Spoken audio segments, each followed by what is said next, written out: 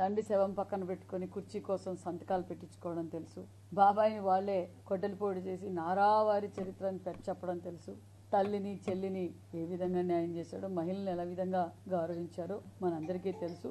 జగన్మోహన్ రెడ్డి గారికి ఈరోజు తెనాలికి వెళ్ళి పరామర్శిస్తున్నారు రౌడీ షీటర్లను. మరి జగన్మోహన్ రెడ్డి సిస్టమే అది. ఎందుకంటే మనం అందరం చూసాం గతంలో ఈ రాష్ట్రాన్ని ఏ విధంగా గంజాయి రాష్ట్రంగా మార్చాడు, అక్రమాలకి నిలయంగా మార్చాడు. దోచుకోవడం దాచుకోవడమే గత 5 సంవత్సరాలుగా జగన్మోహన్ రెడ్డి గారు చేశారు. ఈ రోజు తెనాలికి వెళ్లారు జగన్మోహన్ రెడ్డి గారు. తెనాలికి వెళ్ళడం ఎవరి కోసం వెళ్లారు? జగన్మోహన్ రెడ్డి గారు రౌడీ షీటర్ల కోసం.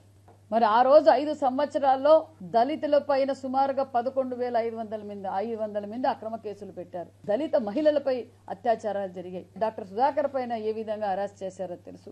దళితులు ఏ విధంగా గత 5 సంవత్సరాల్లో బలైనారో మనందరికీ తెలుసు. మరి ఈ రోజు జగన్మోహన్ రెడ్డి గారు తెనాలికి వెళ్లి రౌడీ షీటర్లను పరామర్శించడం ఇదేంటి? వాళ్ళ మీద ఒక్కొక్కరి మీద సుమారుగా 9 కేసులు 10 కేసుల దాకా ఉన్నాయి. 9 వాటేంటి? పరామర్శించిన నవీన్ మీద 11 కేసులు, అదేవిధంగా రాకేష్ మీద 8 కేసులు, జాన్ విక్టర్ మీద 9 కేసులు ఉన్నాయి. మరి వాళ్ళు ఏం కులాలతో సంబంధమా జగన్మోహన్ రెడ్డి గారు? ఇది కుల రాజకీయాలు చేయటం, శవ రాజకీయాలు చేయటం మీకే అలవాటు.